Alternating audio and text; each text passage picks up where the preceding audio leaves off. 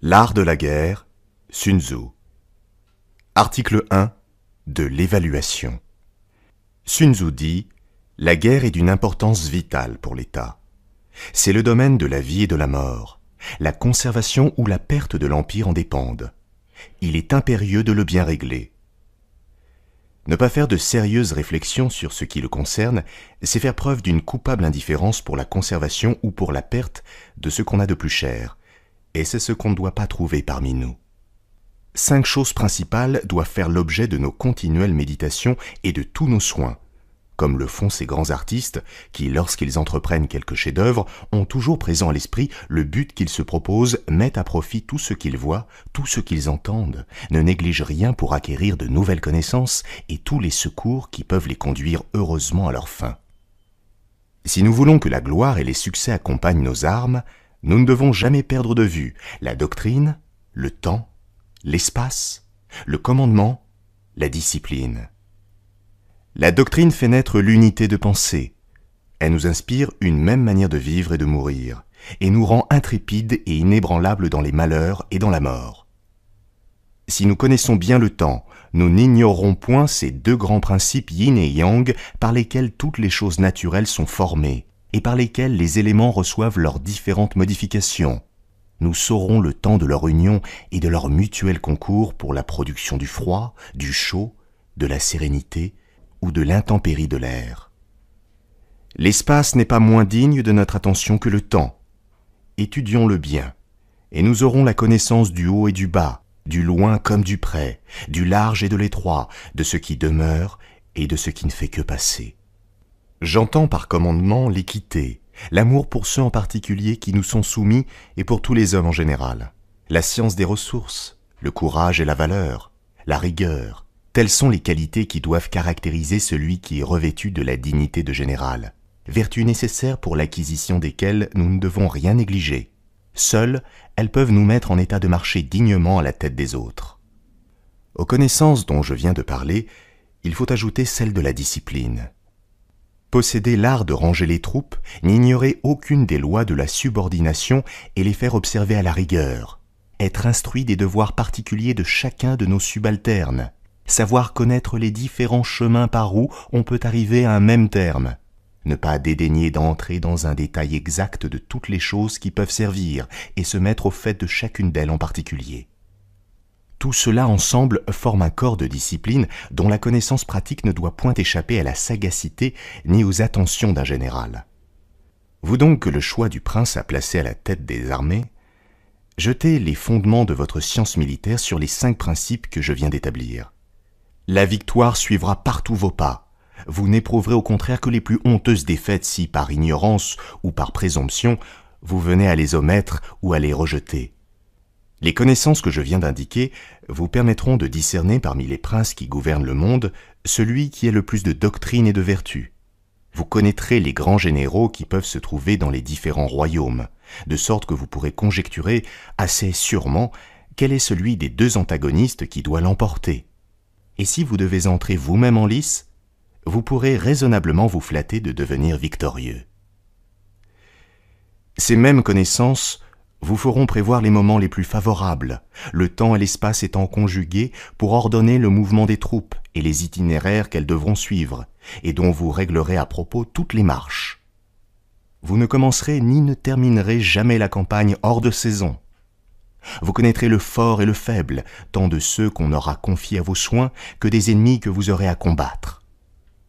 Vous saurez en quelle quantité et dans quel état se trouveront les munitions de guerre et de bouche des 2 armées. Vous distribuerez les récompenses avec libéralité, mais avec choix.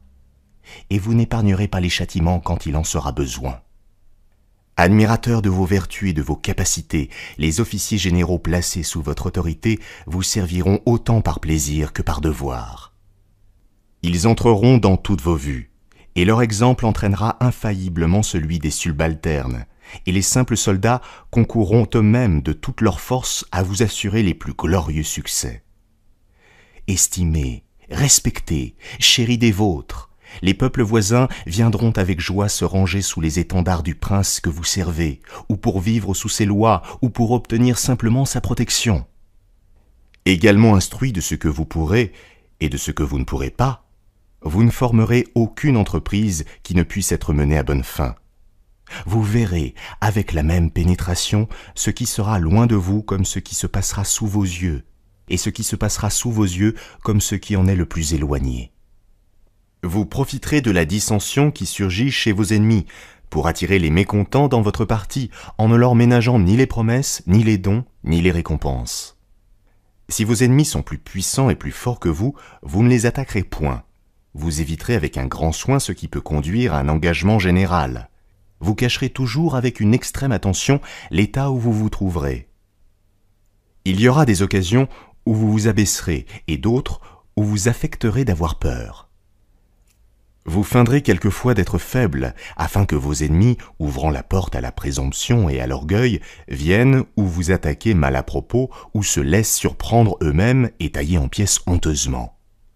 Vous ferez en sorte que ceux qui vous sont inférieurs ne puissent jamais pénétrer vos desseins. Vous tiendrez vos troupes toujours alertes, toujours en mouvement et dans l'occupation, pour empêcher qu'elles ne se laissent amollir par un honteux repos. Si vous prêtez quelque intérêt aux avantages de mes plans, faites en sorte de créer des situations qui contribuent à leur accomplissement. J'entends par situation que le général agisse à bon escient, en harmonie avec ce qui est avantageux, et par là même dispose de la maîtrise de l'équilibre. Toute campagne guerrière doit être réglée sur le semblant. Feignez le désordre, ne manquez jamais d'offrir un appât à l'ennemi pour le leurrer, simulez l'infériorité pour encourager son arrogance, sachez attiser son courroux pour mieux le plonger dans la confusion, sa convoitise le lancera sur vous pour s'y briser. Hâtez vos préparatifs lorsque vos adversaires se concentrent, là où ils sont puissants, évitez-les. Plongez l'adversaire dans d'inextricables épreuves et prolongez son épuisement en vous tenant à distance. Veillez à fortifier vos alliances au dehors et à affermir vos positions au dedans par une politique de soldats paysans. Quel regret que de tout risquer en un seul combat, en négligeant la stratégie victorieuse et faire dépendre le sort de vos armes d'une unique bataille? Lorsque l'ennemi est uni, divisez-le et attaquez là où il n'est point préparé, en surgissant lorsqu'il ne vous attend point. Telles sont les clés stratégiques de la victoire, mais prenez garde de ne point les engager par avance. Que chacun se représente les évaluations faites dans le temple avant les hostilités comme des mesures. Elles disent la victoire lorsqu'elles démontrent que votre force est supérieure à celle de l'ennemi. Elles indiquent la défaite lorsqu'elles démontrent qu'il est inférieur en force. Considérez qu'avec de nombreux calculs, on peut remporter la victoire. Redoutez leur insuffisance. Combien celui qui n'en fait point a peu de chances de gagner? C'est grâce à cette méthode que j'examine la situation et l'issue apparaîtra clairement. Article 2 de l'engagement. Sun Tzu dit « Je suppose que vous commencez la campagne avec une armée de 100 000 hommes, que vous êtes suffisamment pourvus des munitions de guerre et de bouche, que vous avez 2000 chariots, dont 1000 sont pour la course et les autres uniquement pour le transport, que jusqu'à 100 lieues de vous, il y aura partout des vivres pour l'entretien de votre armée, que vous faites transporter avec soin tout ce qui peut servir au raccommodage des armes et des chariots, que les artisans et les autres qui ne sont pas du corps des soldats vous ont déjà précédé ou marchent séparément à votre suite, que toutes les choses qui servent pour des usages étrangers, comme celles qui sont purement pour la guerre, sont toujours à couvert des injures de l'air et à l'abri des accidents fâcheux qui peuvent arriver. Je suppose encore que vous avez 1000 onces d'argent à distribuer aux troupes chaque jour, et que leur solde est toujours payé à temps avec la plus rigoureuse exactitude. Dans ce cas, vous pouvez aller droit à l'ennemi. L'attaquer et le vaincre seront pour vous une même chose. Je dis plus. Ne différez pas de livrer le combat, n'attendez pas que vos armes contractent la rouille, ni que le tranchant de vos épées s'émousse.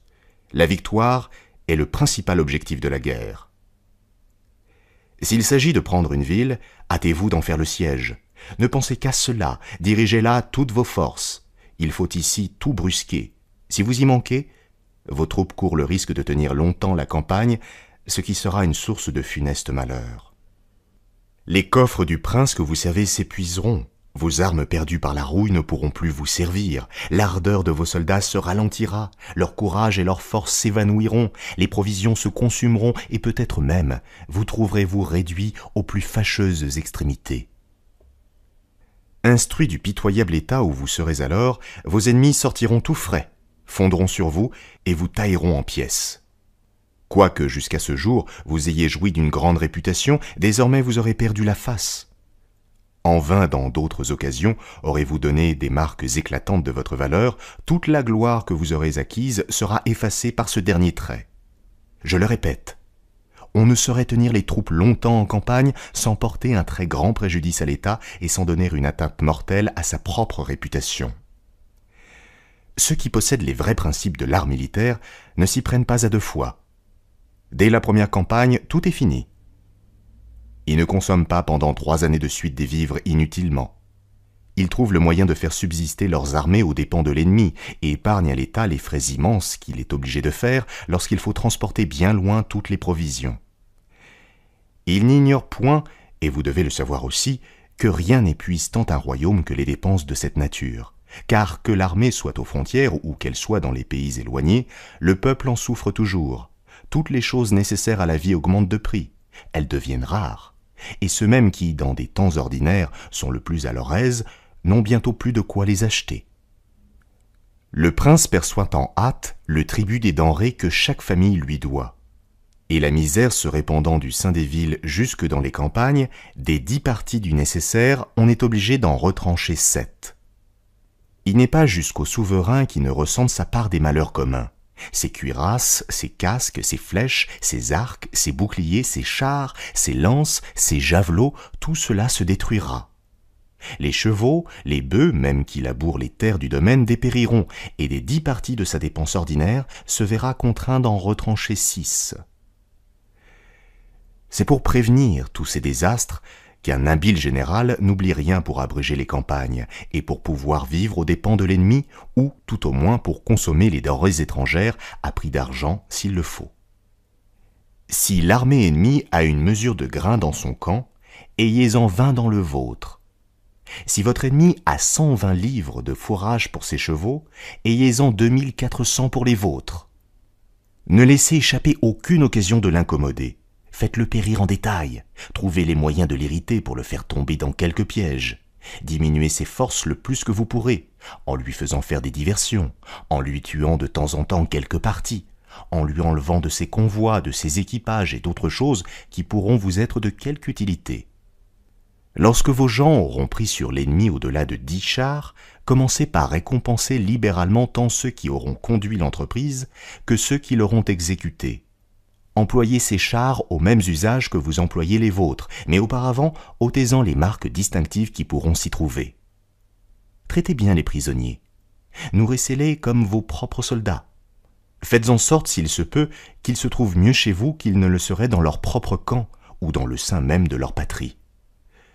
Ne les laissez jamais oisifs, tirez parti de leur service avec les défiances convenables et, pour le dire en 2 mots, conduisez-vous à leur égard comme s'ils étaient des troupes qui se fussent enrôlées librement sous vos étendards. Voilà ce que j'appelle gagner une bataille et devenir plus fort. Si vous faites exactement ce que je viens de vous indiquer, les succès accompagneront tous vos pas, partout vous serez vainqueur, vous ménagerez la vie de vos soldats, vous affermirez votre pays dans ses anciennes possessions, vous lui en procurerez de nouvelles, vous augmenterez la splendeur et la gloire de l'État, et le prince ainsi que les sujets vous seront redevables de la douce tranquillité dans laquelle ils couleront désormais leurs jours. L'essentiel est dans la victoire, et non dans les opérations prolongées. Le général qui s'entend dans l'art de la guerre est le ministre du destin du peuple et l'arbitre de la destinée de la victoire. Quels objets peuvent être plus dignes de votre attention et de tous vos efforts? Article 3. Des propositions de la victoire et de la défaite. Sun Tzu dit « Voici quelques maximes dont vous devez être pénétrés avant que de vouloir forcer des villes ou gagner des batailles. Conservez les possessions et tous les droits du prince que vous servez. Voilà quel doit être le premier de vos soins. Les agrandir en empiétant sur les ennemis, c'est ce que vous ne devez faire que lorsque vous y serez forcés. Veillez au repos des villes de votre pays. Voilà ce qui doit principalement vous occuper. Troubler celui des villes ennemies, ce ne doit être que votre pis-aller. Mettre à couvert de toute insulte les villages amis, voilà ce à quoi vous devez penser. Faire des irruptions dans les villages ennemis, c'est ce à quoi la nécessité seule doit vous engager. Empêcher que les hameaux et les chaumières des paysans ne souffrent le plus petit dommage, c'est ce qui mérite également votre attention. Porter le ravage et dévaster les installations agricoles de vos ennemis, c'est ce qu'une disette de tout doit seule vous faire entreprendre. Conserver les possessions des ennemis est ce que vous devez faire en premier lieu, comme ce qu'il y a de plus parfait. Les détruire doit être l'effet de la nécessité. Si un général agit ainsi, sa conduite ne différera pas de celle des plus vertueux personnages. Elle s'accordera avec le ciel et la terre, dont les opérations tendent à la production et à la conservation des choses plutôt qu'à leur destruction. Ces maximes, une fois bien gravées dans votre cœur, je suis garant du succès. Je dis plus. La meilleure politique guerrière est de prendre un État intact. Une politique inférieure à celle-ci consisterait à le ruiner. Il vaut mieux que l'armée de l'ennemi soit faite prisonnière plutôt que détruite. Il importe davantage de prendre un bataillon intact que de l'anéantir. Eussiez-vous 100 combats à livrer, 100 victoires en seraient le fruit. Cependant, ne cherchez pas à dompter vos ennemis au prix des combats et des victoires. Car s'il y a des cas où ce qui est au-dessus du bon n'est pas bon lui-même, c'en est ici un où plus on s'élève au-dessus du bon, plus on s'approche du pernicieux et du mauvais. Il faut plutôt subjuguer l'ennemi sans donner bataille. Ce sera là le cas où plus vous vous élèverez au-dessus du bon, plus vous vous approcherez de l'incomparable et de l'excellent. Les grands généraux en viennent à bout en découvrant tous les artifices de l'ennemi, en faisant avorter tous ses projets, en semant la discorde parmi ses partisans, en les tenant toujours en haleine, en empêchant les secours étrangers qu'il pourrait recevoir et en lui ôtant toutes les facilités qu'il pourrait avoir de se déterminer à quelque chose d'avantageux pour lui. Sun Tzu dit « Il est d'une importance suprême dans la guerre d'attaquer la stratégie de l'ennemi. Celui qui excelle à résoudre les difficultés le fait avant qu'elles ne surviennent. Celui qui arrache le trophée avant que les craintes de son ennemi ne prennent forme excelle dans la conquête. Attaquez le plan de l'adversaire au moment où il naît, puis rompez ses alliances, puis attaquez son armée. La pire des politiques consiste à attaquer les cités. N'y consentez que si aucune autre solution ne peut être mise à exécution. Il faut au moins 3 mois pour préparer les chariots parés pour le combat, les armes nécessaires et l'équipement, et encore 3 mois pour construire des talus le long des murs. Si vous êtes contraint de faire le siège d'une place et de la réduire, disposez de telle sorte vos chars, vos boucliers et toutes les machines nécessaires pour monter à l'assaut que tout soit en bon état lorsqu'il sera temps de l'employer. Faites en sorte surtout que la reddition de la place ne soit pas prolongée au-delà de 3 mois. Si ce terme expirait, vous n'êtes pas encore venu à bout de vos fins, sûrement il y aura eu quelques fautes de votre part. N'oubliez rien pour les réparer. À la tête de vos troupes, redoublez vos efforts. En allant à l'assaut, imitez la vigilance, l'activité, l'ardeur et l'opiniâtreté des fourmis. Je suppose que vous aurez fait auparavant les retranchements et les autres ouvrages nécessaires, que vous aurez élevé des redoutes pour découvrir ce qui se passe chez les assiégés, et que vous aurez paré à tous les inconvénients que votre prudence vous aura fait prévoir. Si avec toutes ces précautions, il arrive que de 3 parties de vos soldats vous ayez le malheur d'en perdre une, sans pouvoir être victorieux, soyez convaincus que vous n'avez pas bien attaqué. Un habile général ne se trouve jamais réduit à de telles extrémités. Sans donner des batailles, il sait l'art d'humilier ses ennemis. Sans répandre une goutte de sang, sans tirer même une épée, il vient à bout de prendre les villes. Sans mettre les pieds dans les royaumes étrangers, il trouve le moyen de les conquérir sans opération prolongée, et sans perdre un temps considérable à la tête de ses troupes, il procure une gloire immortelle au prince qu'il sert, il assure le bonheur de ses compatriotes et fait que l'univers lui est redevable du repos et de la paix. Tel est le but auquel tous ceux qui commandent les armées doivent tendre sans cesse et sans jamais se décourager. Votre but demeure de vous saisir de l'Empire alors qu'il est intact, Ainsi vos troupes ne seront pas épuisées et vos gains seront complets. Tel est l'art de la stratégie victorieuse. Il y a une infinité de situations différentes dans lesquelles vous pouvez vous trouver par rapport à l'ennemi. On ne saurait les prévoir toutes. C'est pourquoi je n'entre pas dans un plus grand détail. Vos lumières et votre expérience vous suggéreront ce que vous aurez à faire, à mesure que les circonstances se présenteront. Néanmoins, je vais vous donner quelques conseils généraux dont vous pourrez faire usage à l'occasion. Si vous êtes 10 fois plus fort en nombre que ne l'est l'ennemi, environnez-le de toutes parts. Ne lui laissez aucun passage libre. Faites en sorte qu'il ne puisse ni s'évader pour aller camper ailleurs, ni recevoir le moindre secours. Si vous avez 5 fois plus de monde que lui, disposez tellement votre armée qu'elle puisse l'attaquer par 4 côtés à la fois lorsqu'il en sera temps. Si l'ennemi est 1 fois moins fort que vous, contentez-vous de partager votre armée en 2. Mais si de part et d'autre il y a une même quantité de monde, tout ce que vous pourrez faire, c'est de hasarder le combat. Si, au contraire, vous êtes moins fort que lui, soyez continuellement sur vos gardes. La plus petite faute serait de la dernière conséquence pour vous. Tâchez de vous mettre à l'abri et évitez autant que vous le pourrez d'en venir aux mains avec lui. La prudence et la fermeté d'un petit nombre de gens peuvent venir à bout de lasser et de dompter même une nombreuse armée. Ainsi, vous êtes à la fois capable de vous protéger et de remporter une victoire complète. Celui qui est à la tête des armées peut se regarder comme le soutien de l'État, et il l'est en effet. S'il est tel qu'il doit être, le royaume sera dans la prospérité. Si au contraire, il n'a pas les qualités nécessaires pour remplir dignement le poste qu'il occupe, le royaume en souffrira infailliblement et se trouvera peut-être réduit à 2 doigts de sa perte. Un général ne peut bien servir l'État que d'une façon, mais il peut lui porter un très grand préjudice de bien des manières différentes. Il faut beaucoup d'efforts et une conduite que la bravoure et la prudence accompagnent constamment pour pouvoir réussir. Il ne faut qu'une faute pour tout perdre. Et parmi les fautes qu'il peut faire, de combien de sortes n'y en a-t-il pas?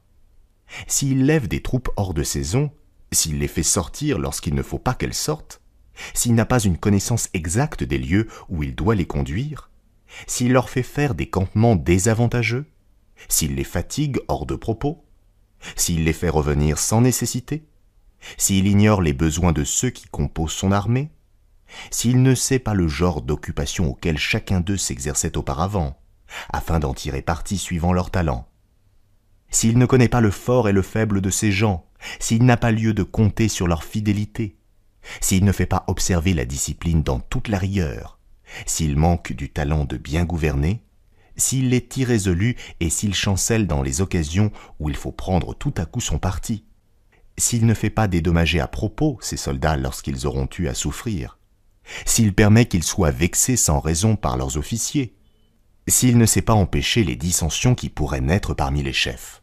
Un général qui tomberait dans ces fautes rendrait l'armée boiteuse, épuiserait d'hommes et de vivres le royaume et deviendrait lui-même la honteuse victime de son incapacité. Sun Tzu dit: dans le gouvernement des armées, il y a 7 mots.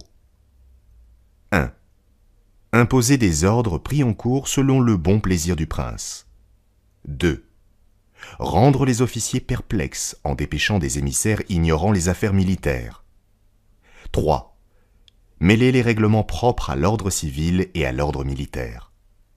4. Confondre la rigueur nécessaire au gouvernement de l'État et la flexibilité que requiert le commandement des troupes. 5. Partager la responsabilité aux armées. 6. Faire naître la suspicion qui engendre le trouble. Une armée confuse conduit à la victoire de l'autre. 7. Attendre les ordres en toutes circonstances. C'est comme informer un supérieur que vous voulez éteindre le feu. Avant que l'ordre ne vous parvienne, les cendres sont déjà froides. Pourtant, il est dit dans le code que l'on doit en référer à l'inspecteur en ces matières. Comme si, en baptisant une maison sur le bord de la route, on prenait conseil de ceux qui passent. Le travail ne serait pas encore achevé. Tel est mon enseignement. Nommer appartient au domaine réservé au souverain, décider de la bataille à celui du général. Un prince de caractère doit choisir l'homme qui convient, le revêtir de responsabilité et attendre les résultats. Pour être victorieux de ses ennemis, 5 circonstances sont nécessaires. 1. Savoir quand il est à propos de combattre et quand il convient de se retirer. 2. Savoir employer le peu et le beaucoup suivant les circonstances. 3. Assortir habilement ses rangs. Mencius dit « La saison appropriée n'est pas aussi importante que les avantages du sol, et tout cela n'est pas aussi important que l'harmonie des relations humaines. » 4. Celui qui, prudent, se prépare à affronter l'ennemi qui n'est pas encore, celui-là même sera victorieux. Tirer prétexte de sa rusticité et ne pas prévoir est le plus grand des crimes. Être prêt en dehors de toute contingence est la plus grande des vertus. 5. Être à l'abri des ingérences du souverain dans tout ce qu'on peut tenter pour son service et la gloire de ses armes. C'est dans ces 5 matières que se trouve la voie de la victoire. Connais ton ennemi et connais-toi toi-même, eussiez-vous 100 guerres à soutenir, 100 fois vous serez victorieux. Si tu ignores ton ennemi et que tu te connais toi-même, tes chances de perdre et de gagner seront égales. Si tu ignores à la fois ton ennemi et toi-même, tu ne compteras tes combats que par tes défaites. Article 4. De la mesure dans la disposition des moyens. Sun Tzu dit « Anciennement, ceux qui étaient expérimentés dans l'art des combats se rendaient invincibles, attendaient que l'ennemi soit vulnérable et ne s'engageaient jamais dans des guerres qu'ils prévoyaient ne devoir pas finir avec avantage. Avant que de les entreprendre, ils étaient comme sûrs du succès. Si l'occasion d'aller contre l'ennemi n'était pas favorable, ils attendaient des temps plus heureux. Ils avaient pour principe que l'on ne pouvait être vaincu que par sa propre faute, et qu'on n'était jamais victorieux que par la faute des ennemis.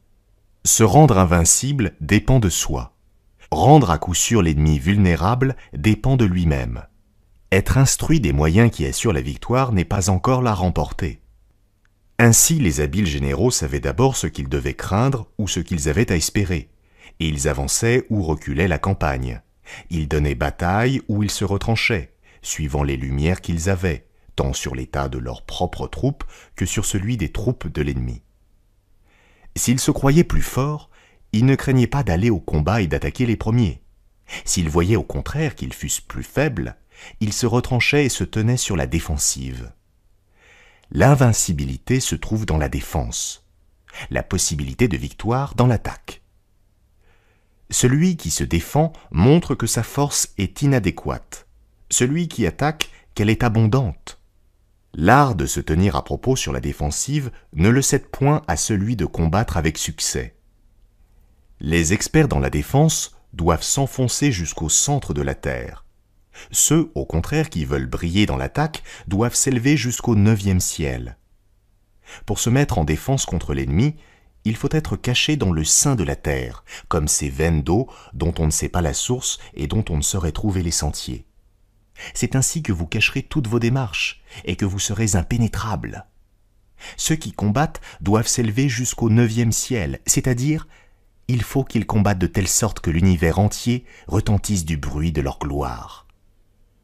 Sa propre conservation est le but principal qu'on doit se proposer dans ces 2 cas. Savoir l'art de vaincre, comme ceux qui ont fourni cette même carrière avec honneur, c'est précisément où vous devez tendre. Vouloir l'emporter sur tous et chercher à raffiner dans les choses militaires, c'est risquer de ne pas égaler les grands maîtres, c'est s'exposer même à rester infiniment en dessous d'eux, car c'est ici où ce qui est au-dessus du bon n'est pas bon lui-même. Remporter des victoires par le moyen des combats a été regardé de tout temps par l'univers entier comme quelque chose de bon. Mais j'ose vous le dire, c'est encore ici où ce qui est au-dessus du bon est souvent pire que le mauvais. Prédire une victoire que l'homme ordinaire peut prévoir et être appelé universellement expert n'est pas le fait de l'habileté guerrière. Car soulever le duvet des lapins en automne ne demande pas grande force. Il ne faut pas avoir les yeux bien pénétrants pour découvrir le soleil et la lune. Il ne faut pas avoir l'oreille bien délicate pour entendre le tonnerre lorsqu'il gronde avec fracas. Rien de plus naturel, rien de plus aisé, rien de plus simple que tout cela. Les habiles guerriers ne trouvent pas plus de difficultés dans les combats. Ils font en sorte de remporter la bataille après avoir créé les conditions appropriées. Ils ont tout prévu. Ils ont paré de leur part à toutes les éventualités. Ils savent la situation des ennemis. Ils connaissent leurs forces et n'ignorent point ce qu'ils peuvent faire et jusqu'où ils peuvent aller. La victoire est une suite naturelle de leur savoir. Aussi les victoires remportées par un maître dans l'art de la guerre ne lui rapportaient ni la réputation de sage, ni le mérite d'homme de valeur. Qu'une victoire soit obtenue avant que la situation ne se soit cristallisée, voilà ce que le commun ne comprend pas. C'est pourquoi l'auteur de la prise n'est pas revêtu de quelque réputation de sagacité. Avant que la lame de son glaive ne soit recouverte de sang, l'état ennemi s'est déjà soumis. Si vous subjuguez votre ennemi sans livrer combat, ne vous estimez pas homme de valeur. Tels étaient nos anciens. Rien ne leur était plus aisé que de vaincre. Aussi ne croyaient-ils pas que les 20 titres de vaillants, de héros, d'invincibles fussent un tribut d'éloge qu'ils eussent mérité. Ils n'attribuaient leur succès qu'aux soins extrêmes qu'ils avaient eus d'éviter jusqu'à la plus petite faute. Éviter jusqu'à la plus petite faute veut dire que, quoi qu'ils fassent, ils s'assurent la victoire. Ils conquièrent un ennemi qui a déjà subi la défaite. Dans les plans, jamais un déplacement inutile. Dans la stratégie, jamais un pas de fait en vain. Le commandant habile prend une position telle qu'il ne peut subir une défaite. Il ne manque aucune circonstance propre à lui garantir la maîtrise de son ennemi. Une armée victorieuse remporte l'avantage avant d'avoir cherché la bataille. Une armée vouée à la défaite combat dans l'espoir de gagner. Ceux qui sont zélés dans l'art de la guerre cultivent le Tao et préservent les régulations. Ils sont donc capables de formuler des politiques de victoire. Avant que d'en venir au combat, ils tâchaient d'humilier leurs ennemis, ils les mortifiaient, ils les fatiguaient de 1000 manières. Leur propre camp était des lieux toujours à l'abri de toute insulte, des lieux toujours à couvert de toute surprise, des lieux toujours impénétrables. Ces généraux croyaient que pour vaincre, il fallait que les troupes demandassent le combat avec ardeur, et ils étaient persuadés que, lorsque ces mêmes troupes demandaient la victoire avec empressement, il arrivait ordinairement qu'elles étaient vaincues. Ils ne veulent point dans les troupes une confiance trop aveugle, une confiance qui dégénère en présomption. Les troupes qui demandent la victoire sont des troupes ou amollies par la paresse, ou timides, ou présomptueuses. Des troupes, au contraire, qui, sans penser à la victoire, demandent le combat, sont des troupes endurcies au travail, des troupes vraiment aguerries, des troupes toujours sûres de vaincre. C'est ainsi que, d'un ton assuré, ils osaient prévoir les triomphes ou les défaites, avant même que d'avoir fait un pas pour s'assurer des uns ou pour se préserver des autres. Maintenant, voici les 5 éléments de l'art de la guerre. 1. La mesure de l'espace. 2. L'estimation des quantités. 3. Les règles de calcul. 4. Les comparaisons. 5. Les chances de victoire. Les mesures de l'espace sont dérivées du terrain. Les quantités dérivent de la mesure. Les chiffres émanent des quantités. Les comparaisons découlent des chiffres. Et la victoire est le fruit des comparaisons. C'est par la disposition des forces qu'un général victorieux est capable de mener son peuple au combat, tels les eaux contenues qui, soudain relâchées, plongent dans un abîme sans fond. Vous donc, qui êtes à la tête des armées, n'oubliez rien pour vous rendre digne de l'emploi que vous exercez.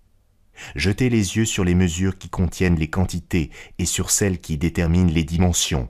Rappelez-vous les règles de calcul. Considérez les effets de la balance. La victoire n'est que le fruit d'une supputation exacte. Les considérations sur les différentes mesures vous conduiront à la connaissance de ce que la terre peut offrir d'utile pour vous. Vous saurez ce qu'elle produit, et vous profiterez toujours de ses dons. Vous n'ignorez point les différentes routes qu'il faudra tenir pour arriver sûrement au terme que vous vous serez proposé. Par le calcul, estimez si l'ennemi peut être attaqué, et c'est seulement après cela que la population doit être mobilisée et les troupes levées. Apprenez à distribuer toujours à propos les munitions de guerre et de bouche, à ne jamais donner dans les excès du trop ou du trop peu. Enfin, si vous rappelez dans votre esprit les victoires qui ont été emportées en différents temps et toutes les circonstances qui les ont accompagnées, vous n'ignorez point les différents usages qu'on en aura faits, et vous saurez quels sont les avantages qu'elles auront procurés, ou quels sont les préjudices qu'elles auront portés aux vainqueurs eux-mêmes. Un Y surpasse un tchou. Dans les plateaux d'une balance, le Y emporte le tchou. Soyez à vos ennemis ce que le Y est au tchou. Après un premier avantage, n'allez pas vous endormir ou vouloir donner à vos troupes un repos hors de saison. Poussez votre pointe avec la même rapidité qu'un torrent qui se précipiterait de 1000 toises de haut. Que votre ennemi n'ait pas le temps de se reconnaître et ne pensez à recueillir les fruits de votre victoire que lorsque sa défaite entière vous aura mis en état de le faire sûrement avec loisir et tranquillité. Article 5 de la contenance.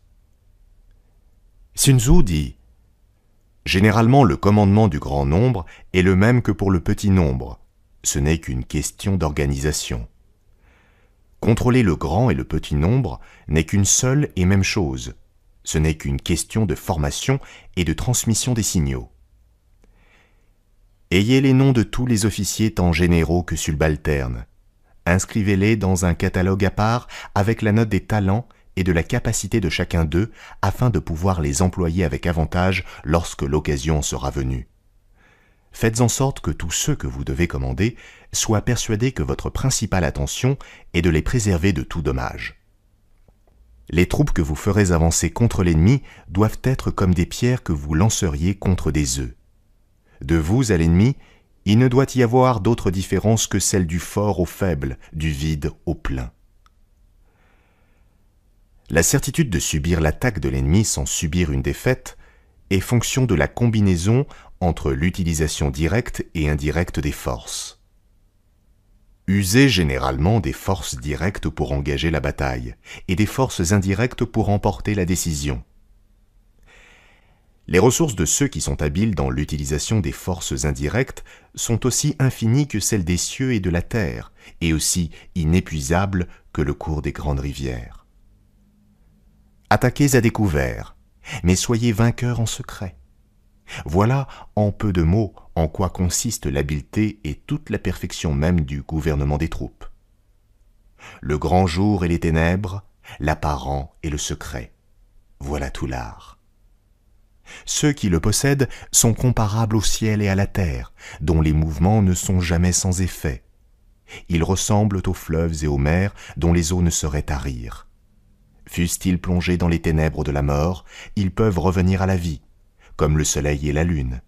Ils ont le temps où il faut se montrer et celui où il faut disparaître. Comme les 4 saisons, ils ont les variétés qui leur conviennent. Comme les 5 tons de la musique, comme les 5 couleurs, comme les 5 goûts, ils peuvent aller à l'infini. Car qui a jamais entendu tous les airs qui peuvent résulter de la différente combinaison des tons? Qui a jamais vu tout ce que peuvent présenter les couleurs différemment nuancées? Qui a jamais savouré tout ce que les goûts différemment tempérés peuvent offrir d'agréable ou de piquant? On n'assigne cependant que 5 couleurs et 5 sortes de goûts. Dans l'art militaire et dans le bon gouvernement des troupes, il n'y a certes que 2 sortes de forces. Leur combinaison étant sans limite, personne ne peut toutes les comprendre. Ces forces sont mutuellement productives et agissent entre elles. Ce serait dans la pratique une chaîne d'opérations dont on ne saurait voir le bout, tels ces anneaux multiples et entremêlés qu'il faut assembler pour former un annulaire. C'est comme une roue en mouvement qui n'a ni commencement ni fin. Dans l'art militaire, chaque opération particulière a des parties qui demandent le grand jour et des parties qui veulent les ténèbres du secret. Vouloir les assigner, cela ne se peut. Les circonstances peuvent seules les faire connaître et les déterminer. On oppose les plus grands quartiers de rochers à des eaux rapides dont on veut resserrer le lit. On n'emploie que des filets faibles et déliés pour prendre les petits poissons. Cependant, le fleuve rompt quelquefois ses digues après les avoir minées peu à peu, et les oiseaux viennent à bout de briser les chaînes qui les retiennent à force de se débattre. C'est par son élan que l'eau des torrents se heurte contre les rochers. C'est sur la mesure de la distance que se règle le faucon pour briser le corps de sa proie. Cela possèdent véritablement l'art de bien gouverner les troupes, qui ont su et qui savent rendre leur puissance formidable, qui ont acquis une autorité sans bornes, qui ne se laissent abattre par aucun événement, quelque fâcheux qu'il puisse être, qui ne font rien avec précipitation, qui se conduisent, lors même qu'ils sont surpris, avec le sang-froid qu'ils ont ordinairement dans les actions méditées et dans les cas prévus longtemps auparavant, et qui agissent toujours dans tout ce qu'ils font avec une promptitude qui n'est guère que le fruit de l'habileté, jointe à une longue expérience. Ainsi, l'élan de celui qui est habile dans l'art de la guerre est irrésistible et son attaque est réglée avec précision. Le potentiel de ces sortes de guerriers est comme celui de ces grands arcs totalement bandés, tout plie sous leurs coups, tout est renversé. Tel qu'un globe qui présente une égalité parfaite entre tous les points de sa surface, ils sont également forts partout. Partout leur résistance est la même. Dans le fort de la mêlée et d'un désordre apparent, ils savent garder un ordre que rien ne saurait interrompre. Ils font naître la force du sein même de la faiblesse. Ils font sortir le courage et la valeur du milieu de la poltronie et de la pusillanimité. Mais savoir garder un ordre merveilleux au milieu même du désordre, cela ne se peut sans avoir fait auparavant de profondes réflexions sur tous les événements qui peuvent arriver. Faire naître la force du sein même de la faiblesse, cela n'appartient qu'à ceux qui ont une puissance absolue et une autorité sans bornes. Par le mot de puissance, il ne faut pas entendre ici domination, mais cette faculté qui fait qu'on peut réduire en acte tout ce qu'on se propose. Savoir faire sortir le courage et la valeur du milieu de la poltronie et de la pusillanimité, c'est être héros soi-même, c'est être plus que héros, c'est être au-dessus des plus intrépides. Un commandant habile recherche la victoire dans la situation et ne l'exige pas de ses subordonnés. Quelque grand, quelque merveilleux que tout cela paraisse, j'exige cependant quelque chose de plus encore de ceux qui gouvernent les troupes. C'est l'art de faire mouvoir à son gré les ennemis. Ceux qui le possèdent, cet art admirable, disposent de la contenance de leurs gens et de leur armée qu'ils commandent, de telle sorte qu'ils font venir l'ennemi toutes les fois qu'ils le jugent à propos. Ils savent faire des libéralités quand il convient. Ils en font même à ceux qu'ils veulent vaincre. Ils donnent à l'ennemi et l'ennemi reçoit. Ils lui abandonnent et il vient prendre. Ils sont prêts à tout. Ils profitent de toutes les circonstances. Toujours méfiants, ils font surveiller les subordonnés qu'ils emploient et, se méfiant d'eux-mêmes, ils ne négligent aucun moyen qui puisse leur être utile. Ils regardent les hommes contre lesquels ils doivent combattre, comme des pierres ou des pièces de bois qu'ils seraient chargés de faire rouler de haut en bas. La pierre et le bois n'ont aucun mouvement de leur nature. S'ils sont une fois en repos, ils n'en sortent pas d'eux-mêmes, mais ils suivent le mouvement qu'on leur imprime. S'ils sont carrés, ils s'arrêtent d'abord. S'ils sont ronds, ils roulent jusqu'à ce qu'ils trouvent une résistance plus forte que la force qui leur était imprimée. Faites en sorte que l'ennemi soit entre vos mains comme une pierre de figure ronde, que vous auriez à faire rouler d'une montagne qui aurait 1000 toises de haut. La force qui lui est imprimée est minime, les résultats sont énormes. C'est en cela qu'on reconnaîtra que vous avez de la puissance et de l'autorité. Article 6. Du plein et du vide. Sun Tzu dit « Une des choses les plus essentielles que vous ayez à faire avant le combat, c'est de bien choisir le lieu de votre campement. Pour cela, il faut user de diligence. Il ne faut pas se laisser prévenir par l'ennemi. Il faut être campé avant qu'il ait eu le temps de vous reconnaître, avant même qu'il ait pu être instruit de votre marche. La moindre négligence en ce genre peut être pour vous de la dernière conséquence. En général, il n'y a que du désavantage à camper après les autres. Celui qui est capable de faire venir l'ennemi de sa propre initiative le fait en lui offrant quelque avantage, et celui qui est désireux de l'en empêcher le fait en le blessant. Celui qui est chargé de la conduite d'une armée ne doit point se fier à d'autres pour un choix de cette importance. Il doit faire quelque chose de plus encore. S'il est véritablement habile, il pourra disposer à son gré du campement même et de toutes les marches de son ennemi. Un grand général n'attend pas qu'on le fasse aller, il sait faire venir. Si vous faites en sorte que l'ennemi cherche à se rendre de son plein gré dans les lieux où vous souhaitez précisément qu'il aille, faites en sorte aussi de lui aplanir toutes les difficultés et de lever tous les obstacles qu'il pourrait rencontrer. de crainte qu'alarmé par les impossibilités qu'il suppute, ou les inconvénients trop manifestes qu'il découvre, il renonce à son dessein. Vous en serez pour votre travail et pour vos peines, peut-être même pour quelque chose de plus.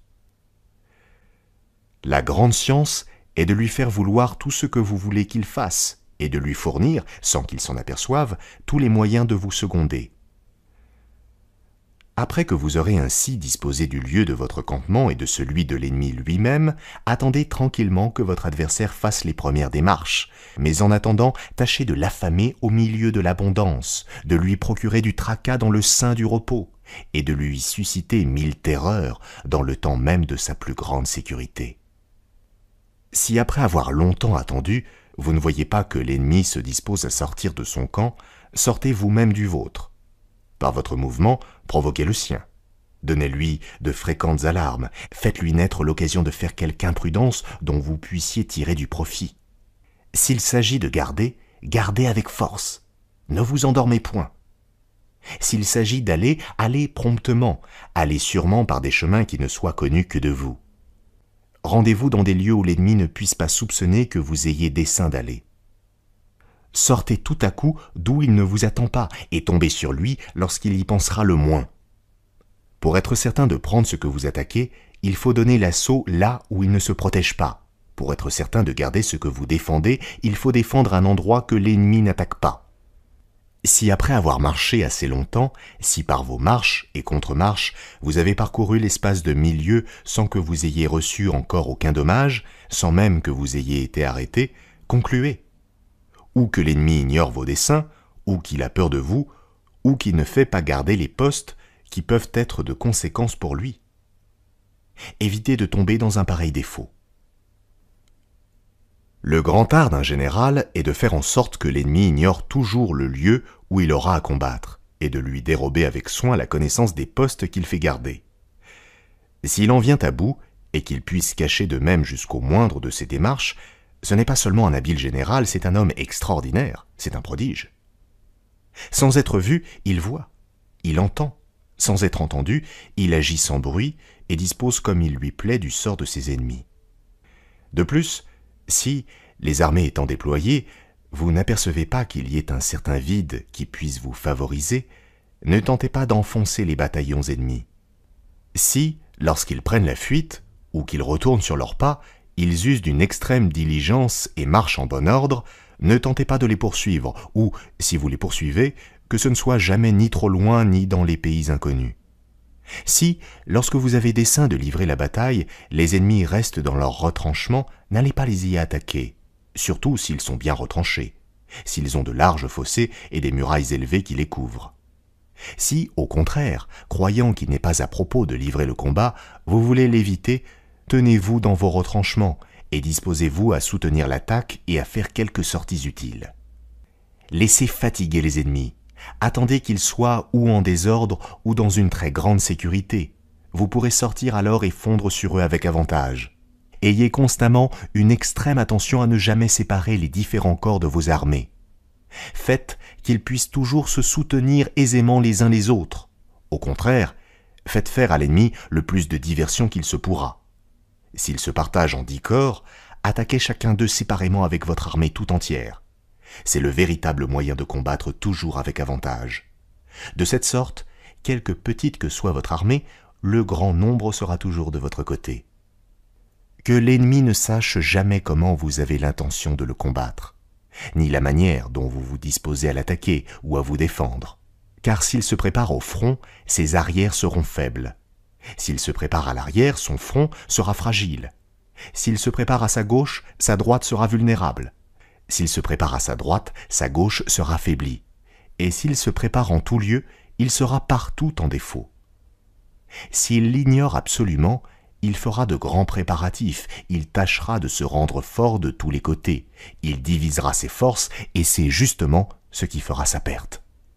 Pour vous, n'en faites pas de même, que vos principales forces soient toutes du même côté. Si vous voulez attaquer de front, faites choix d'un secteur et mettez à la tête de vos troupes tout ce que vous avez de meilleur. On résiste rarement à un premier effort, comme au contraire, on se relève difficilement quand on vient d'abord du dessous. L'exemple des braves suffit pour encourager les plus lâches. Ceux-ci suivent sans peine le chemin qu'on leur montre, mais ils ne sauraient eux-mêmes le frayer. Si vous voulez faire donner l'aile gauche, tournez tous vos préparatifs de ce côté-là, et mettez à l'aile droite ce que vous avez de plus faible. Mais si vous voulez vaincre par l'aile droite, que ce soit à l'aile droite aussi que soient vos meilleures troupes et toute votre attention. Celui qui dispose de peu d'hommes doit se préparer contre l'ennemi. Celui qui en a beaucoup doit faire en sorte que l'ennemi se prépare contre lui. Ce n'est pas tout. Comme il est essentiel que vous connaissiez à fond le lieu où vous devez combattre, il n'est pas moins important que vous soyez instruit du jour, de l'heure, du moment même du combat. C'est une affaire de calcul sur laquelle il ne faut pas vous négliger. Si l'ennemi est loin de vous, sachez jour par jour le chemin qu'il fait, suivez-le pas à pas, quoiqu'en apparence vous restiez immobile dans votre camp. Voyez tout ce qu'il fait, quoique vos yeux ne puissent pas aller jusqu'à lui. Écoutez tous les discours, quoique vous soyez hors de portée de l'entendre. Soyez témoin de toute sa conduite, entrez même dans le fond de son cœur pour y lire ses craintes ou ses espérances. Pleinement instruit de tous ses desseins, de toutes ses marches, de toutes ses actions, vous le ferez venir chaque jour précisément où vous voulez qu'il arrive. En ce cas, vous l'obligerez à camper de manière que le front de son armée ne puisse pas recevoir du secours de ceux qui sont à la queue, que l'aile droite ne puisse pas aider l'aile gauche et que vous le combattrez ainsi dans le lieu et au temps qui vous conviendront le plus. Avant le jour déterminé pour le combat, ne soyez ni trop loin ni trop près de l'ennemi. L'espace de quelques lieues seulement est le terme qui doit vous en approcher le plus. Et 10 lieues entières sont le plus grand espace que vous deviez laisser entre votre armée et la sienne. Ne cherchez pas à avoir une armée trop nombreuse. La trop grande quantité de monde est souvent plus nuisible qu'elle n'est utile. Une petite armée bien disciplinée est invincible sous un bon général. À quoi servaient au roi Dihué les belles et nombreuses cohortes qu'il avait sur pied lorsqu'il était en guerre contre le roi de Hou? Celui-ci, avec peu de troupes, avec une poignée de monde, le vainquit, le dompta, et ne lui laissa de tous ses états qu'un souvenir amer, et la honte éternelle de les avoir si mal gouvernés. Je dis que la victoire peut être créée. Même si l'ennemi est en nombre, je peux l'empêcher d'engager le combat. Car s'il ignore ma situation militaire, je peux faire en sorte qu'il se préoccupe de sa propre préparation. Ainsi, je lui ôte le loisir d'établir les plans pour me battre. 1. Détermine les plans de l'ennemi et tu sauras quelle stratégie sera couronnée de succès et celle qui ne le sera pas. 2. Perturbe-le et fais-lui dévoiler son ordre de bataille. 3. Détermine ses dispositions et fais-lui découvrir son champ de bataille. 4. Mets-le à l'épreuve et apprends où sa force est abondante et où elle est déficiente. 5. La suprême tactique consiste à disposer ses troupes sans forme apparente. Alors les espions les plus pénétrants ne peuvent fureter, et les sages ne peuvent établir des plans contre vous. 6. C'est selon les formes que j'établis des plans pour la victoire, mais la multitude ne le comprend guère. Bien que tous puissent voir les aspects extérieurs, personne ne peut comprendre la voie selon laquelle j'ai créé la victoire. 7. Et quand j'ai remporté une bataille, je ne répète pas ma tactique, mais je réponds aux circonstances selon une variété infinie de voies. Cependant, si vous n'aviez qu'une petite armée, n'allez pas mal à propos vouloir vous mesurer avec une armée nombreuse. Vous avez bien des précautions à prendre avant que d'en venir là. Quand on a les connaissances dont j'ai parlé plus haut, on sait s'il faut attaquer ou se tenir simplement sur la défensive. On sait qu'il faut rester tranquille et quand il est temps de se mettre en mouvement. Et si l'on est forcé de combattre, on sait si l'on sera vainqueur ou vaincu. Avoir simplement la contenance des ennemis, on peut conclure sa victoire ou sa défaite, sa perte ou son salut. Encore une fois, si vous voulez attaquer le premier, ne le faites pas avant d'avoir examiné si vous avez tout ce qu'il faut pour réussir. Au moment de déclencher votre action, lisez dans les premiers regards de vos soldats. Soyez attentifs à leurs premiers mouvements. Et par leur ardeur ou leur nonchalance, par leur crainte ou leur intrépidité, concluez au succès ou à la défaite. Ce n'est point un présage trompeur que celui de la première contenance d'une armée prête à livrer le combat. Il en est de telles qui, ayant remporté la plus signalée victoire, auraient été entièrement défaites si la bataille s'était livrée un jour plus tôt ou quelques heures plus tard. Il en doit être des troupes à peu près comme d'une eau courante. De même que l'eau qui coule évite les hauteurs et se hâte vers le pays plat, de même une armée évite la force et frappe la faiblesse. Si la source est élevée, la rivière ou le ruisseau coule rapidement. Si la source est presque de niveau, on s'aperçoit à peine de quelques mouvements. S'il se trouve quelque vide, l'eau la remplit d'elle-même dès qu'elle trouve la moindre issue qui la favorise. S'il y a des endroits trop pleins, l'eau cherche naturellement à se décharger ailleurs. Pour vous, si, en parcourant les rangs de votre armée, vous voyez qu'il y a du vide, il faut le remplir. Si vous trouvez du surabondant, il faut le diminuer. Si vous apercevez du trop haut, il faut l'abaisser. S'il y a du trop bas, il faut le relever. L'eau, dans son cours, suit la situation du terrain dans lequel elle coule. De même, votre armée doit s'adapter au terrain sur lequel elle se meut. L'eau qui n'a point de pente ne saurait couler. Des troupes qui ne sont pas bien conduites ne sauraient vaincre. Le général habile tirera parti des circonstances même les plus dangereuses et les plus critiques. Il saura faire prendre la forme qu'il voudra, non seulement à l'armée qu'il commande, mais encore à celle des ennemis. Les troupes, quelles qu'elles puissent être, n'ont pas des qualités constantes qui les rendent invincibles. Les plus mauvais soldats peuvent changer en bien et devenir d'excellents guerriers. Conduisez-vous conformément à ce principe. Ne laissez jamais aucune occasion lorsque vous la trouverez favorable. Les 5 éléments ne sont pas partout ni toujours également purs. Les 4 saisons ne se succèdent pas de la même manière chaque année. Le lever et le coucher du soleil ne sont pas constamment au même point de l'horizon. Parmi les jours, certains sont longs, d'autres courts. La lune croît et décroît et n'est pas toujours également brillante. Une armée bien conduite et bien disciplinée imite à propos toutes ces variétés. Article 7 de l'affrontement direct et indirect. Sun Tzu dit « Après que le général aura reçu du souverain l'ordre de tenir la campagne, il rassemble les troupes et mobilise le peuple. Il fait de l'armée un ensemble harmonieux.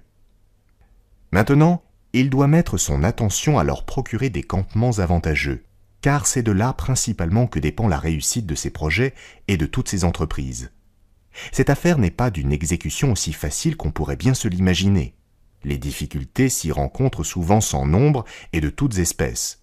Il ne faut rien oublier pour les aplanir et pour les vaincre. Les troupes, une fois campées, il faut tourner ses vues du côté du près et du loin, des avantages et des pertes, du travail et du repos, de la diligence et de la lenteur, c'est-à-dire qu'il faut rendre près ce qui est loin, tirer profit de ses pertes mêmes, substituer un utile travail à un honteux repos, convertir la lenteur en diligence.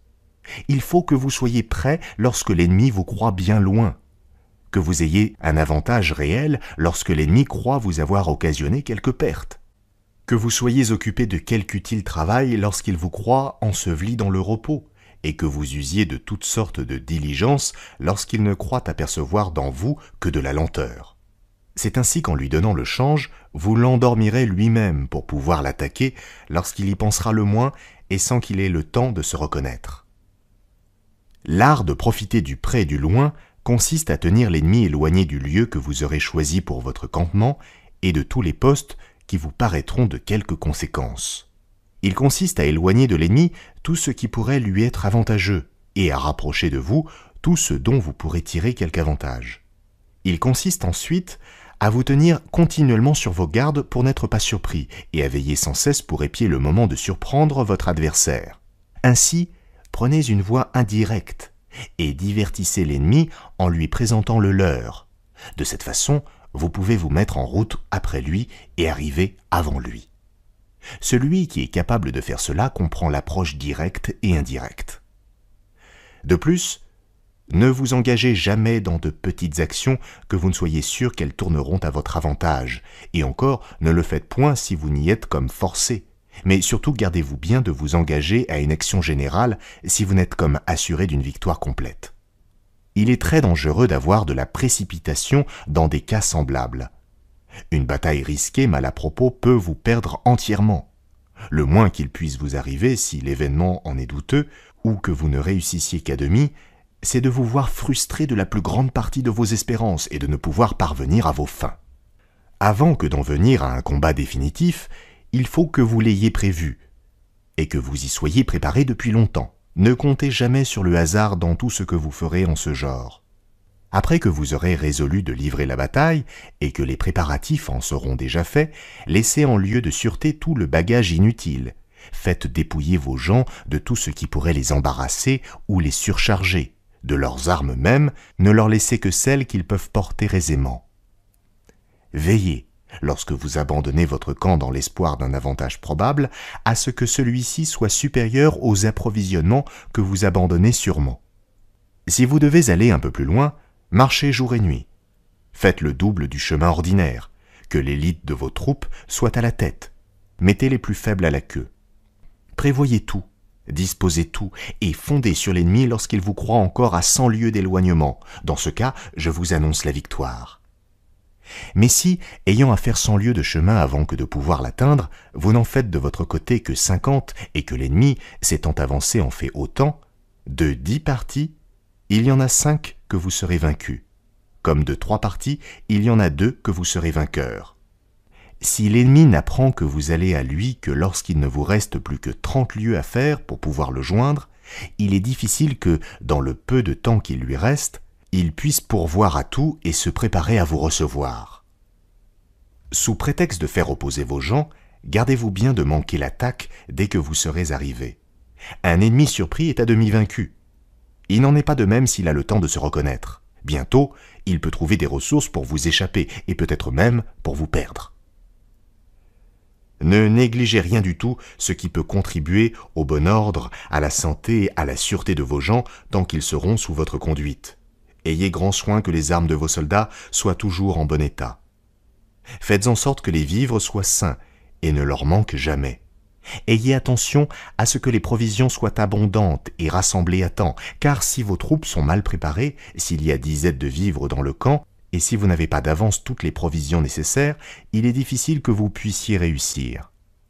N'oubliez pas d'entretenir des intelligences secrètes avec les ministres étrangers et soyez toujours instruits des desseins que peuvent avoir les princes alliés ou tributaires, des intentions bonnes ou mauvaises de ceux qui peuvent influer sur la conduite du maître que vous servez et vous attirer vos ordres ou des défenses qui pourraient traverser vos projets et rendre par là tous vos soins inutiles. Votre prudence et votre valeur ne sauraient tenir longtemps contre leur cabale ou leurs mauvais conseils. Pour obvier à cet inconvénient, consultez-les dans certaines occasions, comme si vous aviez besoin de leur lumière, que tous leurs amis soient les vôtres. Ne soyez jamais divisés d'intérêt avec eux.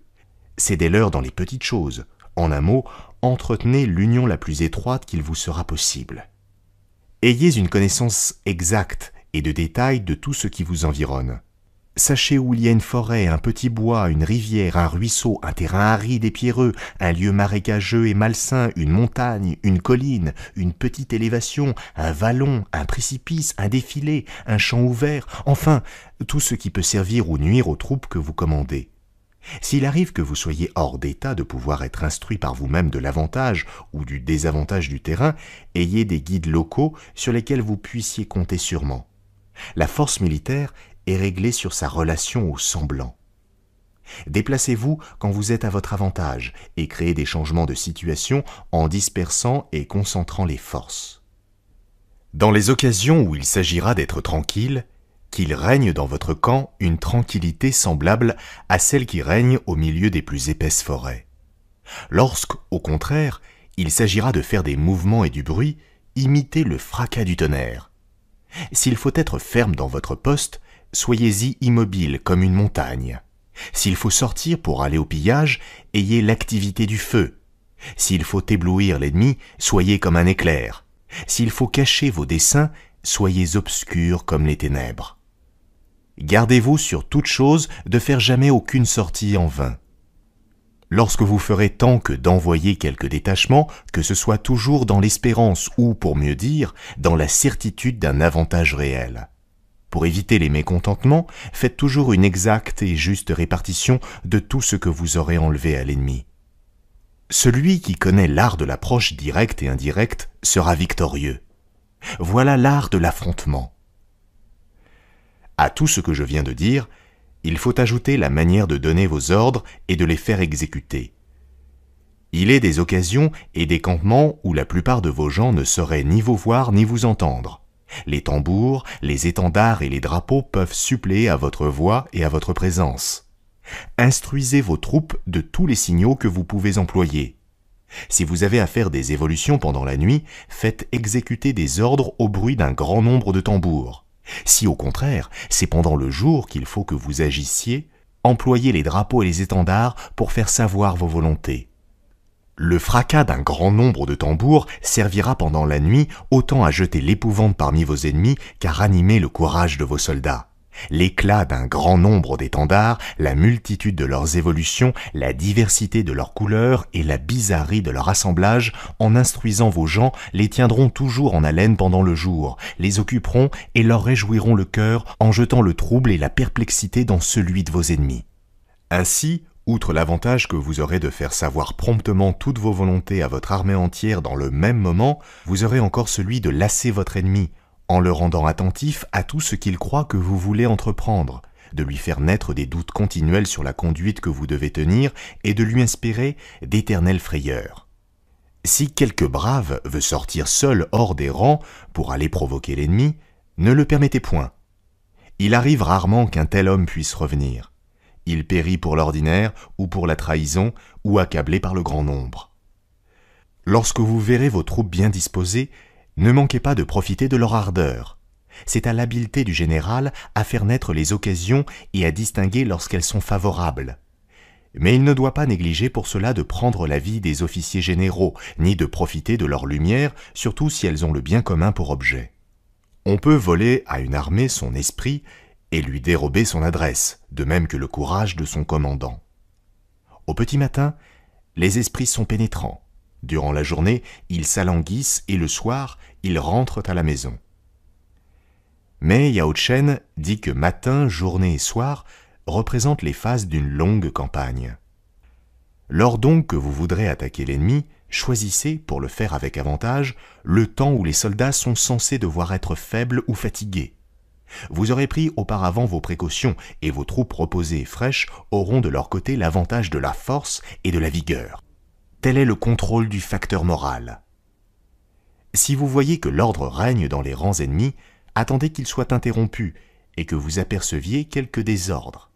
Si leur trop grande proximité vous offusque ou vous gêne, éloignez-vous afin de vous placer dans des dispositions plus sereines. Tel est le contrôle du facteur mental. Si vous voyez qu'ils ont de l'ardeur, attendez qu'elle se ralentisse et qu'ils soient accablés sous le poids de l'ennui ou de la fatigue. Tel est le contrôle du facteur physique. S'ils se sauvent sur des lieux élevés, ne les y poursuivez point. Si vous êtes vous-même dans des lieux peu favorables, ne soyez pas longtemps sans changer de situation. N'engagez pas le combat lorsque l'ennemi déploie ses bannières bien rangées et de formation en rang impressionnant. Voilà le contrôle des facteurs de changement des circonstances. Si, réduits au désespoir, ils viennent pour vaincre ou pour périr, évitez leur rencontre. À un ennemi encerclé, vous devez laisser une voie de sortie. Si les ennemis réduits à l'extrémité abandonnent leur camp et veulent se frayer un chemin pour aller camper ailleurs, ne les arrêtez pas. S'ils sont agiles et lestes, ne courez pas après eux. S'ils manquent de tout, prévenez leur désespoir.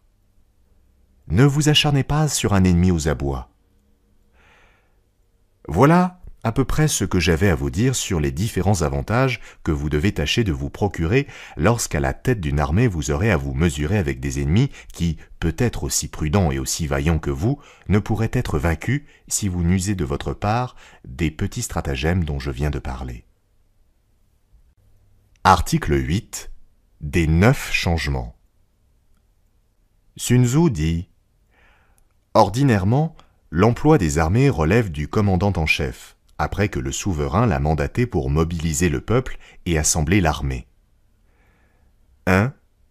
Si vous êtes dans des lieux marécageux, dans les lieux où il y a à craindre les inondations, dans les lieux couverts d'épaisses forêts ou de montagnes escarpées, dans des lieux déserts et arides, dans des lieux où il n'y a que des rivières et des ruisseaux, dans des lieux enfin d'où vous ne puissiez aisément tirer du secours et où vous ne seriez appuyé d'aucune façon, tâchez d'en sortir le plus promptement qu'il vous sera possible. Allez chercher quelque endroit spacieux et vaste où vos troupes puissent s'étendre, d'où elles puissent sortir aisément et où vos alliés puissent sans peine vous porter les secours dont vous pourriez avoir besoin. 2. Évitez, avec une extrême attention, de camper dans des lieux isolés, ou si la nécessité vous y force, n'y restez qu'autant de temps qu'il en faut pour en sortir. Prenez sur le champ des mesures efficaces pour le faire en sûreté et en bon ordre. 3. Si vous vous trouvez dans des lieux éloignés des sources, des ruisseaux et des puits, où vous ne trouviez pas aisément des vivres et du fourrage, ne tardez pas de vous en tirer.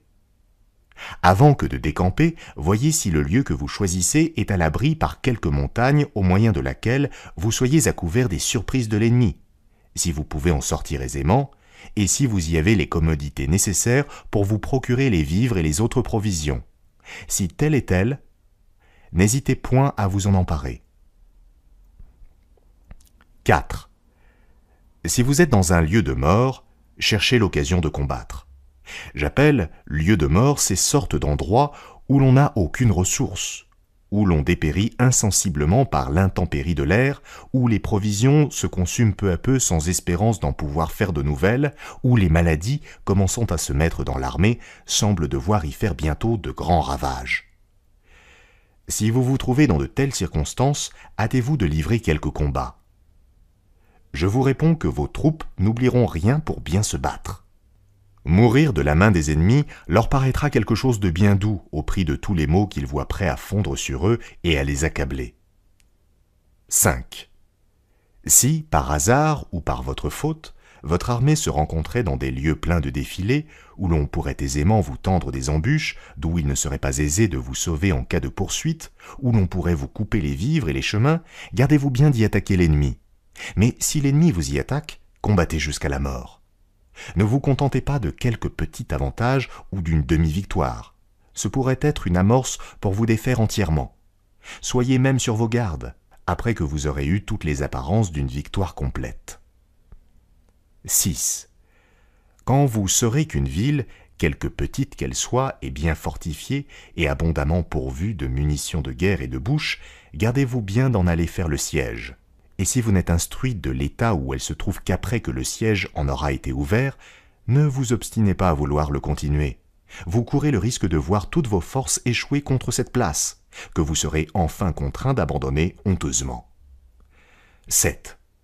Ne négligez pas de courir après un petit avantage lorsque vous pourrez vous le procurer sûrement et sans aucune perte de votre part.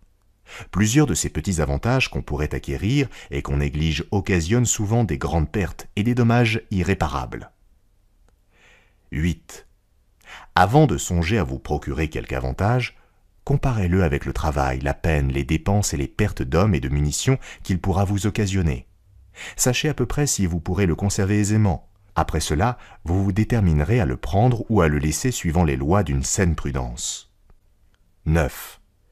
Dans les occasions où il faudra prendre promptement son parti, n'allez pas vouloir entendre les ordres du prince. S'il est des cas où il faille agir contre des ordres reçus, n'hésitez pas, agissez sans crainte. La première et principale intention de celui qui vous met à la tête de ses troupes est que vous soyez vainqueur des ennemis. S'il avait prévu la circonstance où vous vous trouvez, il vous aurait dicté lui-même la conduite que vous voulez tenir. Voilà ce que j'appelle les 9 changements ou les 9 circonstances principales qui doivent vous engager à changer la contenance ou la position de votre armée, à changer de situation, à aller ou à revenir, à attaquer ou à défendre, à agir ou à vous tenir en repos. Un bon général ne doit jamais dire « Quoi qu'il arrive, je ferai telle chose, j'irai là, j'attaquerai l'ennemi, j'assiégerai telle place ». La circonstance seule doit le déterminer. Il ne doit pas s'en tenir à un système général, ni à une manière unique de gouverner. Chaque jour, chaque occasion, chaque circonstance demande une application particulière des mêmes principes. Les principes sont bons en eux-mêmes, mais l'application qu'on en fait les rend souvent mauvais. Un grand général doit savoir l'art des changements. S'il s'en tient à une connaissance vague de certains principes, à une application routinière des règles de l'art, si ses méthodes de commandement sont dépourvues de souplesse, s'il examine les situations conformément à quelques schémas, s'il prend ses résolutions d'une manière mécanique, il ne mérite pas de commander. Un général est un homme qui, par le rang qu'il occupe, se trouve au-dessus d'une multitude d'autres hommes. Il faut par conséquent qu'il sache gouverner les hommes. Il faut qu'il sache les conduire. Il faut qu'il soit véritablement au-dessus d'eux, non pas seulement par sa dignité, mais par son esprit, par son savoir, par sa capacité, par sa conduite, par sa fermeté, par son courage et par ses vertus. Il faut qu'il sache distinguer les vrais d'avec les faux avantages, les véritables pertes d'avec ce qui n'en a que l'apparence, qu'il sache compenser l'un par l'autre et tirer parti de tout. Il faut qu'il sache employer à propos certains artifices pour tromper l'ennemi, et qu'il se tienne sans cesse sur ses gardes pour n'être pas trompé lui-même. Il ne doit ignorer aucun des pièges qu'on peut lui tendre. Il doit pénétrer tous les artifices de l'ennemi, de quelque nature qu'ils puissent être, mais il ne doit pas pour cela vouloir deviner. Tenez-vous sur vos gardes, voyez-le venir, éclairez ses démarches et toute sa conduite, et concluez. Vous courriez autrement le risque de vous tromper et d'être la dupe ou la triste victime de vos conjectures précipitées. Si vous voulez n'être jamais effrayé par la multitude de vos travaux et de vos peines, attendez-vous toujours à tout ce qu'il y aura de plus dur et de plus pénible. Travaillez sans cesse à susciter des peines à l'ennemi. Vous pourrez le faire de plus d'une façon, mais voici ce qu'il y a d'essentiel en ce genre. N'oubliez rien pour lui débaucher ce qu'il y aura de mieux dans son parti, offres, présents, caresses, que rien ne soit omis. Trompez même s'il le faut, engagez les gens d'honneur qui sont chez lui à des actions honteuses et indignes de leur réputation, à des actions dont ils aient lieu de rougir quand elles seront sues, et ne manquez pas de les faire divulguer. Entretenez des liaisons secrètes avec ce qu'il y a de plus vicieux chez les ennemis. Servez-vous-en pour aller à vos fins en leur joignant d'autres vicieux. Traversez leur gouvernement. Semez la dissension parmi leurs chefs, fournissez des sujets de colère aux uns contre les autres, faites-les murmurer contre leurs officiers, ameutez les officiers subalternes contre leurs supérieurs, faites en sorte qu'ils manquent de vivres et de munitions, répandez parmi eux quelques airs d'une musique voluptueuse qui leur ramollissent le cœur. Envoyez-leur des femmes pour achever de les corrompre, tâchez qu'ils sortent lorsqu'il faudra qu'ils soient dans leur camp et qu'ils soient tranquilles dans leur camp lorsqu'il faudrait qu'ils tinssent la campagne. Faites-leur donner sans cesse de fausses alarmes et de faux avis. Engagez dans vos intérêts les gouverneurs de leur province. Voilà à peu près ce que vous devez faire si vous voulez tromper par l'adresse et par la ruse. Ceux des généraux qui brillaient parmi nos anciens étaient des hommes sages, prévoyants, intrépides et durs au travail. Ils avaient toujours leur sabre pendu à leur côté, ils ne présumaient jamais que l'ennemi ne viendrait pas. Ils étaient toujours prêts à tout événement. Ils se rendaient invincibles et, s'ils rencontraient l'ennemi, ils n'avaient pas besoin d'attendre du secours pour se mesurer à lui. Les troupes qu'ils commandaient étaient bien disciplinées et toujours disposées à faire un coup de main au premier signal qu'il leur en donnait.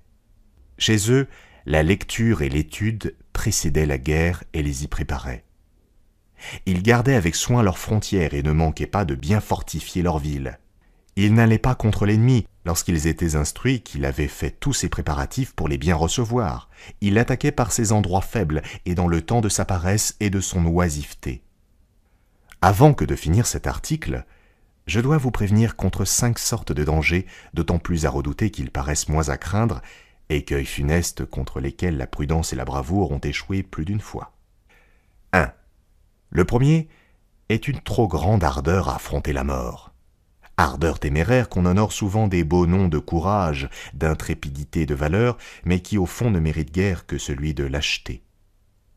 Un général qui s'expose sans nécessité, comme le ferait un simple soldat, qui semble chercher les dangers et la mort, qui combat et qui fait combattre jusqu'à la dernière extrémité, est un homme qui mérite de mourir. C'est un homme sans tête, qui ne saurait trouver aucune ressource pour se tirer d'un mauvais pas. C'est un lâche, qui ne saurait souffrir le moindre échec sans en être consterné, et qui se croit perdu si tout ne lui réussit. 2. Le deuxième est une trop grande attention à conserver ses jours. On se croit nécessaire à l'armée entière, on aurait garde de s'exposer. On oserait pour cette raison se pourvoir de vivre chez l'ennemi. Tout fait ombrage, tout fait peur. On est toujours en suspens, on ne se détermine à rien. On attend une occasion plus favorable, on perd celle qui se présente, on ne fait aucun mouvement. Mais l'ennemi, qui est toujours attentif, profite de tout et fait bientôt perdre toute espérance à un général ainsi prudent. Il l'enveloppera, il lui coupera les vivres et le fera périr par le trop grand amour qu'il avait de conserver sa vie. 3. Le troisième est une colère précipitée. Un général qui ne sait pas se modérer, qui n'est pas maître de lui-même, et qui se laisse aller au premier mouvement d'indignation ou de colère, ne saurait manquer d'être la dupe des ennemis. Ils le provoqueront. Ils lui tendront 1000 pièges que sa fureur l'empêchera de reconnaître, et dans lesquels il donnera infailliblement. 4. Le quatrième est un point d'honneur mal entendu. Un général ne doit pas se piquer mal à propos, ni hors de raison. Il doit savoir dissimuler. Il ne doit point se décourager après quelque mauvais succès, ni croire que tout est perdu parce qu'il aura fait quelque faute ou qu'il aura reçu quelque échec. Pour vouloir réparer son honneur légèrement blessé, on le perd quelquefois sans ressources. 5. Le cinquième, enfin, est une trop grande complaisance ou une compassion trop tendre pour le soldat. Un général qui n'ose punir, qui ferme les yeux sur le désordre, qui craint que les siens ne soient toujours accablés sous le poids du travail, et qui n'oserait pour cette raison leur en imposer, est un général propre à tout perdre. Ceux d'un rang inférieur doivent avoir des peines. Il faut toujours avoir quelque occupation à leur donner. Il faut qu'ils aient toujours quelque chose à souffrir. Si vous voulez tirer parti de leur service, faites en sorte qu'ils ne soient jamais oisifs. Punissez avec sévérité, mais sans trop de rigueur. Procurez des peines et du travail, mais jusqu'à un certain point. Un général doit se prémunir contre tous ces dangers. Sans trop chercher à vivre ou à mourir, il doit se conduire avec valeur et avec prudence, suivant que les circonstances l'exigent. S'il a de justes raisons de se mettre en colère, qu'il le fasse, mais que ce ne soit pas en tigre qui ne connaît aucun frein. S'il croit que son honneur est blessé et qu'il veuille le réparer, que ce soit en suivant les règles de la sagesse et non pas les caprices d'une mauvaise honte.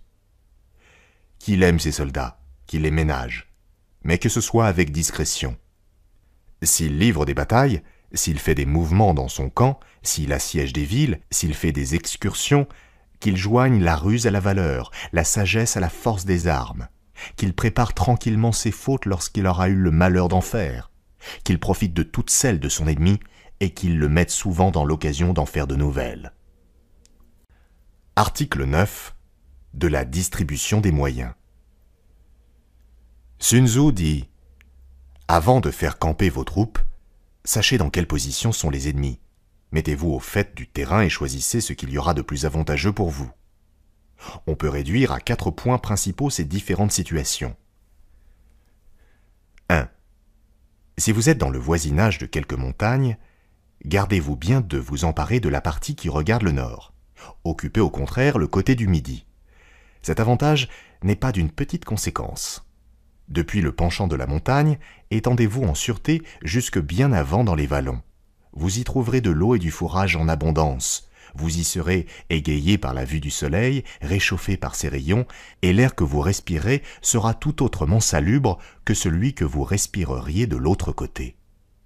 Si les ennemis viennent par derrière la montagne dans le dessein de vous surprendre, instruits par ceux que vous aurez placés sur la cime, vous vous retirez à loisir, si vous ne vous croyez pas en état de leur faire tête. Ou vous les attendrez de pied ferme pour les combattre si vous jugez que vous puissiez être vainqueur sans trop risquer. Cependant, ne combattez sur les hauteurs que lorsque la nécessité vous y engagera. Surtout, n'y allez jamais chercher l'ennemi. 2. Si vous êtes auprès de quelque rivière, approchez-vous le plus que vous pourrez de sa source. Tâchez d'en connaître tous les bas-fonds et tous les endroits qu'on peut passer à gué. Si vous avez à la passer, ne le faites jamais en présence de l'ennemi, mais si les ennemis plus hardis ou moins prudents que vous veulent en hasarder le passage, ne les attaquez point que la moitié de leurs gens ne soit de l'autre côté. Vous combattrez alors avec tout l'avantage de 2 contre 1. Près des rivières même, tenez toujours les hauteurs, afin de pouvoir découvrir au loin. N'attendez pas l'ennemi près des bords, n'allez pas au-devant de lui. Soyez toujours sur vos gardes de peur qu'étant surpris, vous n'ayez pas un lieu pour vous retirer en cas de malheur. 3. Si vous êtes dans des lieux glissants, humides, marécageux et malsains, sortez-en le plus vite que vous pourrez. Vous ne sauriez vous y arrêter sans être exposé aux plus grands inconvénients. La disette des vivres et les maladies viendraient bientôt vous y assiéger. Si vous êtes contraint d'y rester, tâchez d'en occuper les bords, gardez-vous bien d'aller trop avant. S'il y a des forêts aux environs, laissez-les derrière vous. 4. Si vous êtes en plaine dans des lieux unis et secs, ayez toujours votre gauche à découvert. Ménagez derrière vous quelque élévation d'où vos gens puissent découvrir au loin. Quand le devant de votre camp ne vous présentera que des objets de mort, ayez soin que les lieux qui sont derrière puissent vous offrir des secours contre l'extrême nécessité. Tels sont les avantages des différents campements, avantages précieux, d'où dépend la plus grande partie des succès militaires. C'est en particulier parce qu'il possédait à fond l'art des campements que l'empereur jaune triompha de ses ennemis et soumit à ses lois tous les princes voisins de ses États. Il faut conclure de tout ce que je viens de dire que les hauteurs sont en général plus salutaires aux troupes que les lieux bas et profonds. Dans les lieux élevés même, il y a un choix à faire. C'est de camper toujours du côté du midi, parce que c'est là qu'on trouve l'abondance et la fertilité. Un campement de cette nature est un avant-coureur de la victoire. Le contentement et la santé, qui sont la suite ordinaire d'une bonne nourriture prise sous un ciel pur, donnent du courage et de la force aux soldats, tandis que la tristesse, le mécontentement et les maladies l'épuisent, l'énervent, le rendent pusillanime et le découragent entièrement. Il faut conclure encore que les campements près des rivières ont leurs avantages qu'il ne faut pas négliger, et leurs inconvénients qu'il faut tâcher d'éviter avec un grand soin. Je ne saurais trop vous le répéter, tenez le haut de la rivière, laissez-en le courant aux ennemis. Outre que les gués sont beaucoup plus fréquents vers la source, les eaux en sont plus pures et plus salubres. Lorsque les pluies auront formé quelques torrents, ou qu'elles auront grossi le fleuve ou la rivière dont vous occupez les bords, attendez quelque temps avant que de vous mettre en marche. Surtout ne vous hasardez pas à passer de l'autre côté, attendez pour le faire que leurs eaux aient repris la tranquillité de leur cours ordinaire. Vous en aurez des preuves certaines si vous n'attendez plus un certain bruit sourd, qui tient plus du frémissement que du murmure, et si vous ne voyez plus d'écume surnager, et si la terre ou le sable ne coule plus avec l'eau. Pour ce qui est des défilés, et des lieux entrecoupés par des précipices et par des rochers, des lieux marécageux et glissants, des lieux étroits et couverts, lorsque la nécessité ou le hasard vous y aura conduit, tirez-vous-en le plus tôt qu'il vous sera possible, et éloignez-vous-en le plus tôt que vous pourrez. Si vous en êtes loin, l'ennemi en sera prêt. Si vous fuyez, l'ennemi poursuivra et tombera peut-être dans les dangers que vous venez d'éviter. Vous devez encore être extrêmement en garde contre une autre espèce de terrain. Il est des lieux couverts de broussailles ou de petits bois. Il en est qui sont pleins de hauts et de bas, où l'on est sans cesse ou sur des collines ou dans des vallons. Défiez-vous-en, soyez dans une attention continuelle. Ces sortes de lieux peuvent être pleins d'embuscades. L'ennemi peut sortir à chaque instant vous surprendre, tomber sur vous et vous tailler en pièces. Si vous en êtes loin, n'en approchez pas. Si vous en êtes près, ne vous mettez pas en mouvement que vous n'ayez fait reconnaître tous les environs. Si l'ennemi vient vous y attaquer, faites en sorte qu'il ait tout le désavantage du terrain de son côté. Pour vous, ne l'attaquez que lorsque vous le verrez à découvert. Enfin, quel que soit le lieu de votre campement, bon ou mauvais, il faut que vous en tiriez parti. N'y soyez jamais oisif, ni sans faire quelque tentative. Éclairez toutes les démarches des ennemis, ayez des espions de distance en distance, jusqu'au milieu de leur camp, jusque sous la tente de leur général. Ne négligez rien de tout ce qu'on pourra vous apporter. Faites attention à tout. Si ceux de vos gens que vous avez envoyés à la découverte vous font dire que les arbres sont en mouvement, quoique par un temps calme, concluez que l'ennemi est en marche. Il peut se faire qu'il veuille venir à vous. Disposez toutes choses, préparez-vous à le bien recevoir, allez même au-devant de lui. Si l'on vous rapporte que les champs sont couverts d'herbes et que ces herbes sont fort hautes, tenez-vous sans cesse sur vos gardes, veillez continuellement de peur de quelque surprise. Si l'on vous dit qu'on a vu des oiseaux attroupés voler par bandes sans s'arrêter, soyez en défiance. On vient vous espionner ou vous tendre des pièges. Mais si, outre les oiseaux, on voit encore un grand nombre de quadrupèdes courir la campagne, comme s'ils n'avaient point de gîte, c'est une marque que les ennemis sont aux aguets. Si l'on vous rapporte qu'on aperçoit au loin des tourbillons de poussière s'élever dans les airs, concluez que les ennemis sont en marche. Dans les endroits où la poussière est basse et épaisse sont les gens de pied. Dans les endroits où elle est moins épaisse et plus élevée sont la cavalerie et les chars. Si l'on vous avertit que les ennemis sont dispersés et ne marchent que par peloton, c'est une marque qu'ils ont eu à traverser quelques bois, et qu'ils ont fait des abattis, et qu'ils sont fatigués. Ils cherchent alors à se rassembler. Si vous apprenez qu'on aperçoit dans les campagnes des gens de pied et des hommes à cheval aller et venir, dispersés çà et là par petites bandes, ne doutez pas que les ennemis ne soient campés. Tels sont les indices généraux dont vous devez tâcher de profiter, tant pour savoir la position de ceux avec lesquels vous devez vous mesurer,